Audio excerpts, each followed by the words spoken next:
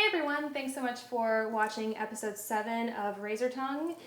If you are just watching this for the first time and you have not yet watched Razor Tongue, please check it out after this.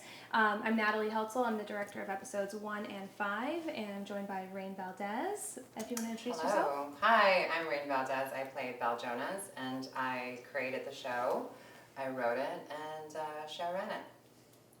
And if everybody else in the cast and the crew want to introduce themselves, starting with Puppett. My name is Puppett, and I directed episode 3 of Razor Tongue. It's called Toxic Bullshit because it's full of it. Hi, I'm Kalena Ranoa, and I directed episode 4 and 6 and co-wrote episode 6. Hi, my name is Alessandro Nori, and I'm one of the executive producers. I'm Carmen Scott. I also was an executive producer, and I play Rosalind. Oh, hi. I'm Alexandra Grey, and I play Ariel Adams. Hello, I'm Sterling Jones, and I play Austin Deborah. Yay! Yay!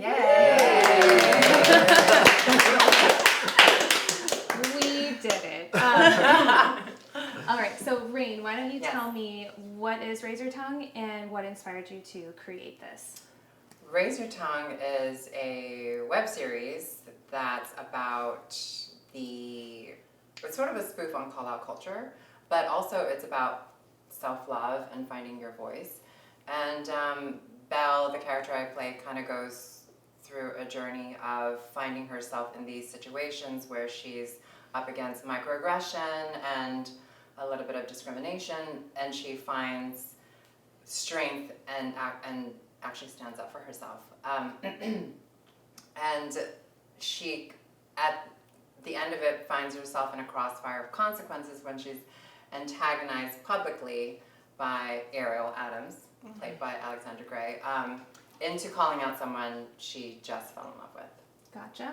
What inspired this? Oh gosh, well, I wrote it sort of in the midst of the #MeToo movement, and having worked on Transparent, I came out in support of Trace Lissette and Van Barnes when they spoke out against their offender, who is the lead of our show. And I just kind of found myself interrogating my own complacency while it was happening.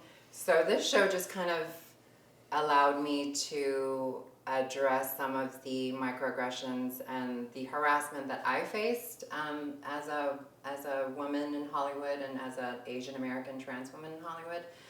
And it was interesting that experience with Transparent sort of triggered all of that. And so I just kind of, in one weekend, buried myself into writing and just kind of created this character that is sort of a symbol for me.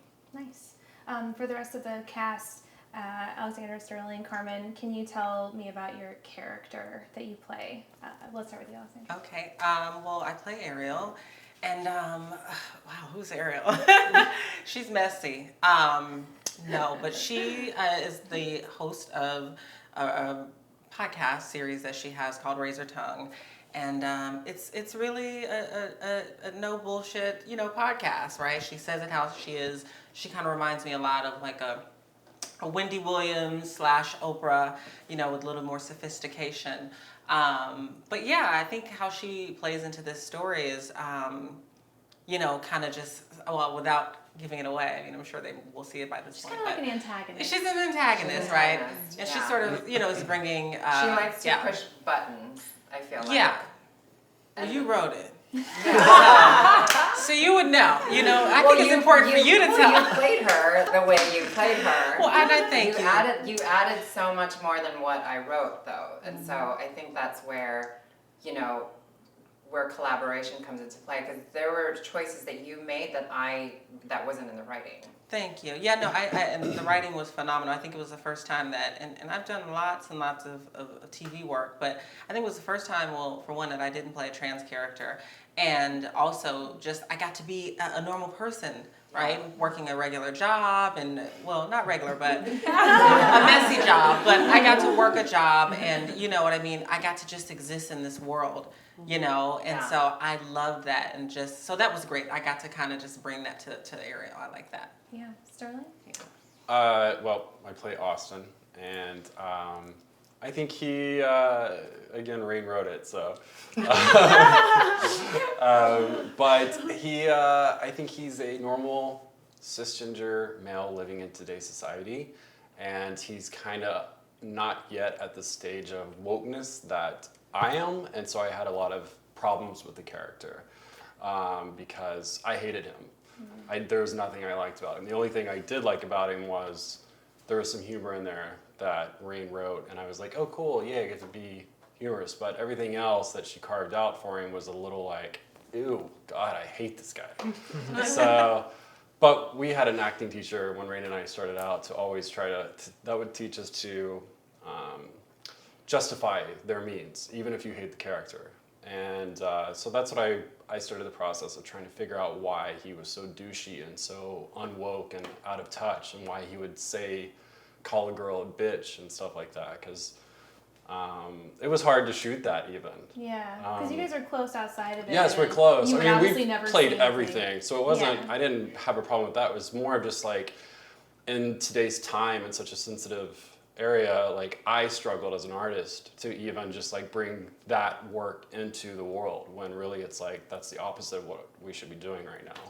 But we were telling a story, so I had to find things that I liked about him, and I really just attached to the fact of his aloofness, and there's some charm in there, and that you can find some form of compassion for someone when they just don't know yet. Yeah. And what I also liked about yours was you have a very clear arc, and it's like you start out one way and you do sort of become changed. Your character changes over the course of the first season. Yeah. Which is nice. Like maybe it's hard for you playing this horrible character, but there's so much room for you and for him to grow. But also, really nice. it's really interesting that to hear you talk about your character and how much you hated him, and then found things to play to make him a little bit likable, because from what we've been hearing, or from what I've been hearing throughout all the festival runs, is your character people love. So You bizarre. guys love this, The world we this live in. character. That's Yeah. so 2019. true. As far as I know, just from every festival run that we've been in, Yeah. they were like, we love Belle and Austin is so funny, Yeah. and who is that guy? Like, that's what we've been getting, which Yeah. is really Wow. interesting. Well, it's so nice to hear. And yes, at the festivals and stuff, I would get compliments, and I'm like, really? What does that say about you? Let's let that bring us to Carmen. Yeah. Why don't you tell us about your character? Yeah, so I play the best friend. And it's interesting that we talk about finding your truth, because she has stuff from her past that she doesn't want her friend to know, and it's like one of those things, are you protecting your friend or really yourself from like maybe an uncomfortable conversation, and like just being able to communicate honesty, which isn't always easy, I feel like, for people. I feel like that's something just in general we aren't taught to do, like how to communicate our feelings and have uncomfortable conversations. So that was really fun to play around with. Gotcha. All right, so for Puppet and Kalena, Alessandro, how did you all sort of come into this project? Well, originally I got an email from Rain asking if I was interested, and I read the script and I was like, episode three, and then I got it. So thanks. Awesome. But yeah, I was why really was it excited. episode 3 that you wanted? I don't know, just something about it felt like complicated and messy, and I felt like there was like interesting stuff to dig into and try to figure out, which got me excited. And I was just really honored to be asked to be part of the project, and thanks for including me. A lot of trans women that I know who watch episode 3, they just sort of gag when they see it and hoot and holler, because historically what we've seen is not episode 3. It was just it was a romance, like Yeah. sexy, like there was no anyone's gender identity or sexual orientation like were not even a factor. It was just like, here's these two people and they have chemistry Yeah. and they're gonna And do I'd love to see that, because, you know, as trans women and as a trans community, I think it helps normalize us, right? and show us that trans people are desirable, they are in relationships, they do have sex, they do all of the normal things that, cis folk do. So I think to see that too was just so beautiful between, a man and a trans woman. So. Kalena, how about you? You co-wrote one of your Yes. episodes and then directed 2 of them. Yes, that's right. When did you first hear about the project and what were your first thoughts? Well, since Rainbow is one of my besties, I read the project very early on and said maybe I could direct a couple episodes. So she granted me my wish. And then we said, the 6 are great, but I feel like we're missing an episode. So we wrote episode 6. Which Oh, made that's 7. right. Because originally we It was didn't just have 6, that episode. yeah. Oh my god, I totally forgot about that. And yeah, it was such a dream to direct that day because everything was so smooth, and it's a testament to my cast who are incredible and talented and sort of self-directed. It was just, you guys were so on your game and just so natural that it was a fun, easy day for me. Alessandro, what about you? You are the executive producer. What was maybe some challenges or triumphs? How did you find this series? Well, I found it very inspiring to work with, such incredible folks, and, working with Rain. I've known Rain for a few years now. I've known you for a few years. We've done some projects together. We've acted together. You've directed me. And so for me, it was really fun to step behind the scenes and, kind of organize everything with Carmen and getting everything ready. I think, the biggest challenge was the budget. I think we're all independent filmmakers, and we have these great ideas, and we just need, $200,000 to make it happen. And then we have to know the number. I was like, and then we what have to was I gonna say? scale down, and figure out how can we make this with $15,000, Yeah. And so I think we pulled it off, and I think everybody really gathered and supported the process so that we could make it happen in 3.5 days, Yeah. which 4 was days. really 4 days. Yeah, 4 days. Okay, 4 Well, days. can we? My heart was just like swelling because of here we are doing this thing with people of trans experience and giving them jobs, and like it was just like, oh, can't it be like this all the time in Hollywood? Yeah, It was that's a really real cool. inclusive set from Yeah. top to Yeah. bottom, above and So below professional, the line, so all the way inclusive, around. all of Yeah. it. So it was really fun to work in that. It was Sorry really to special. interrupt. No, it's okay. I agree, and it's more of a reflection of the world that we live in. It's like it's not just the straight white male that we see or whatever. It was also a pleasure for me to be involved with everyone and to be on set and to see so many different kinds of people from the top down. It was just a dream. So you didn't use like an Indiegogo or things like no, that? we No, chose- we created a PayPal link on our website. Right. Yeah. So that we can get the most out of the money that we raise. Gotcha. And literally we made the money through my social media and from everyone else reposting. How did you keep your spirits up? It was one of those things where just like you're surprised every day, even if it's $25 or $10, like just a little surprise every day, getting some sort of contribution by someone who believes in you or someone who knows you or someone who follows you was very validating.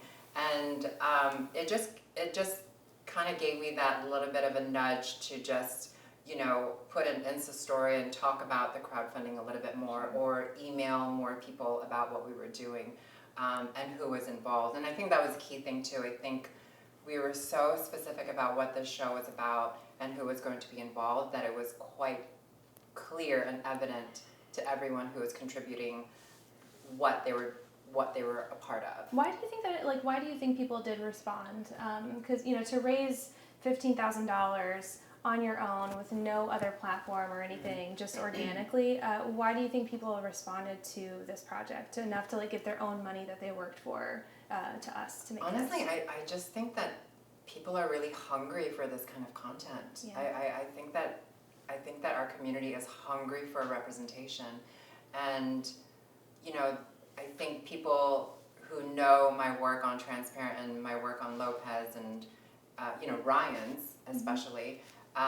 Little film, check it out. They know my brand already, and that's something I kind of had to learn in the process of crowdfunding, because I didn't know I had that kind of wait. Can you guys talk a little bit about Now More Than Ever Artists and what it is, who started it? Tell me. Yeah, so Now Ever Artists started as an artist collective for queer, female, trans folks to kind of gather, find a home to create community and read scripts. Rain came to me when they were having, I still remember, lunch in Silver Lake. Oh yeah. Remember? Vegan Thai food. Yes. And and we were both kind of in a place where we wanted to just create a space for ourselves and for others to just create. And so Rain came up with the name, came up with the concept. We kind of got the ball rolling, and just a few weeks later we had our first live script reading, and from there we had probably over a dozen now, maybe 15 or so live script readings. And We were doing them at least maybe twice a month at the beginning. Yeah. And then, after a few, we ended up reading Razor Tongue, and we were like, why don't we just make this? Rain is a filmmaker, I'm a filmmaker.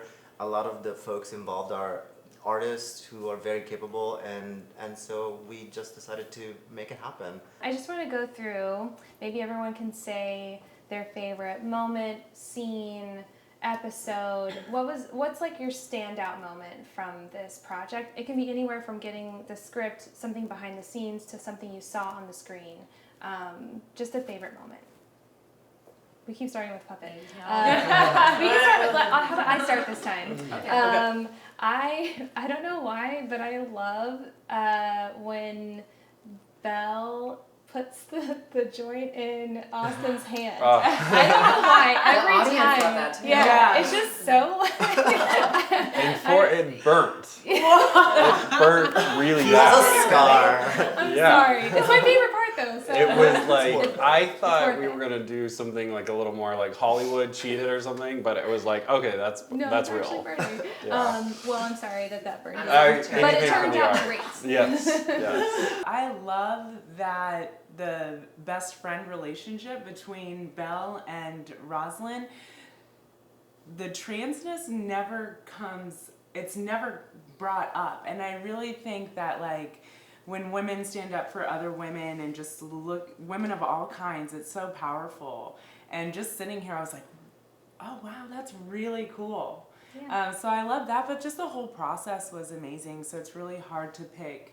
Which one I like that moment. you mentioned that, because it's kind of true to just our Our friendship, friendship. and Totally. our friendship. Where Yeah. we Our get friendship. and our friendship. Like when did we And ever our talk about and our friendship. friendship? Like when do we ever talk about it? Like unless something on the news comes up, but like it's not something we ever really No. talk about. No. So yeah. Well, that's not like the basis of our connection, you No, know? exactly. But that also kind of speaks, I love, Alexandra, what you were saying earlier about this being the first time you're playing a character that the gender identity is not part of that character. Yeah, no. I meant to ask you earlier, what did that mean to you? I think it was great because, so many times it's great. I've also been fortunate to work on like major productions, and it's all been trans stuff, and there's always been, you gotta lose the wig, you gotta lose the makeup, you gotta do this, you gotta do that. I want your voice a little bit deeper. To step into something like this, where I just get to act, like I just want to try acting, so that meant a lot to me. Okay, so let's go back to our favorite moments. So we did Carmen. How about Alessandra? What's one of your Oh favorite my god, I have so many favorite moments from the actual show, but what I'm gonna say is my favorite thing was really to work with all these people. We've said it before, but it's been such a pleasure and such a so great to get to also like know and learn from people different from you, and to feel like you are kind of like helping and supporting your community, and and I think that's been just wonderful for me. My favorite moment was from episode 3 when they are making out. It is so sexy. It's so hot. It's so beautifully done, and it's shot. The score, the passion, and because I've known them forever since we were kids in acting school, so it was really fun to just be taken out of the world and go into that world and see this sexy moment. It's just hot. Sterling doesn't know this, but there's so many times when I'll get a text and go like, episode 3, that was so hot. I think I'm gonna cheat. So my favorite moment is that there's all these like things that pop up on set that aren't on the page that end up in the episodes that I think add so much. So Magellan eating the cherry. Oh. Oh my god. Sterling's little like bottle opening Oh, act. I love that. I've never seen That's good. another one that the audience loves. Oh, That's that's another moment. a great And moment. I love that we movie. added like your head knocking into the plant. Yes. And it's like, and we like made sure that plant was in the right spot. That's awesome. I think my favorite moment, is with Miss Carmen Scott. That was so much fun. We had met before, but that was like our first time, really getting in there. We just stepped into it and I didn't expect it to go and be so, because when you rehearse, you're kind of like at 50%. But when we just stepped into that, we're just outside, it's hot.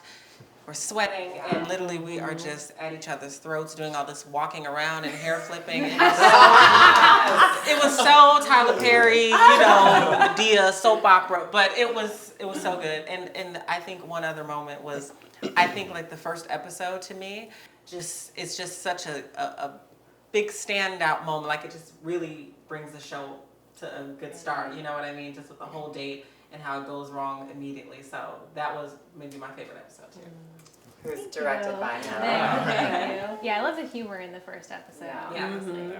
And then and the bottle cap thing was also my episode. That's right. Yeah. But yeah, I don't know why you did that, but I was like, do it again. Of course he does that. Yeah. He has party tricks. Yeah, that's what I did. What's your I would say, well, I don't know. Probably, I have two things on this. Just shooting across from her in the scene where she's just like reading me, and then she transitions into like sitting and having a joint with me. I love shooting that scene because I think that is a sign in human behavior that where everything just kind of drops, and she's just like, okay, cool, I'll get high with you. That was like my favorite moment to shoot. My favorite on-screen moment, I have to say, is Je ne sais Guam. Because I didn't write it. I didn't write it. I didn't even know what was being said to me as we were shooting it. And I was like, what was that? And then I completely forgot about it because I had to do the scene again. And then I was watching it in the editing room with Farouk, and I was like, did he just say what I thought he said? And I literally called Sarah. And I asked her. Sarah, who couldn't be here, who directed the episode. Who directed that, Sarah Pointer. And she was like, you know what? He and I talked about it, and we agreed that was going to happen without you knowing. And I was like, genius. So it's kind of amazing to have your best friend direct you and then also find ways to make it fun for you. And that was such a fun thing to discover because I was like, I cannot believe what he just said. And then completely blank out and then forget about it until the editing room. Yeah. Well, that's also one of my favorite moments. There's so many favorite moments. That episode also, he is so good. The actor is so good really and good. so funny. You guys were super funny back and forth with that. Okay, so I lied about that being the end though, because I need you to tell everyone about plans for season 2, because it left on a massive cliffhanger. Yes. So, Yes. what's up? Oh gosh. So massive cliffhanger, absolutely. But season 2 is written, so there's more for you to look forward Yay. to. So yeah, keep in touch, keep following us on social media at NowEverArtist, or just subscribe to our YouTube page. And yeah, season 2, the world is bigger. Belle gets crazier, which is going to be so much more fun. And all the cast comes back. Ariel comes back. Austin comes back. Rosalind comes back. And there's new characters too. The episodes are longer. the world is bigger, so we're gonna need a bigger budget. I don't know how we're gonna pull that off, but We We'll will. do it. Tell We'll us. do it. it's it's 8 episodes, and I'm excited about it. Okay. Yeah. I'm excited too. And thank you guys so much for watching. Thank all of you for being part of this. I this love is such you a great guys. project. We did it. Thank you. Thank you. Great You're job, amazing. Natalie.